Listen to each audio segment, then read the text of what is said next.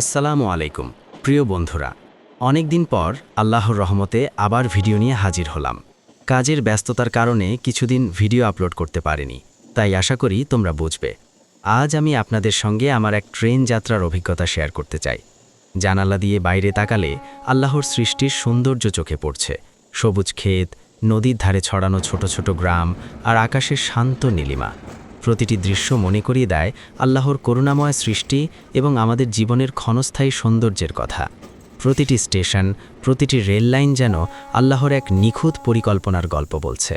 ট্রেনের হু হু আওয়াজ, মানুষের হাসি, ছোট ছোট মুহূর্ত সবই আমাদের ধৈর্য, কৃতজ্ঞতা এবং শান্তির শিক্ষা দেয়। বন্ধুরা, জীবনের ব্যস্ততার মধ্যে আমরা প্রায়ই আল্লাহর সৃষ্টি এবং ছোট আনন্দগুলো ভুলে যাই। আজকের এই যাত্রা মনে করিয়ে দেয় আমাদের চারপাশের প্রতিটি মুহূর্ত আল্লাহর নিঃশেষ রহমত। আল্লাহর প্রতি কৃতজ্ঞ থেকে চলুন এই যাত্রার দৃশ্যগুলো উপভোগ করি এবং আমাদের হৃদয়কে শান্তি দিই।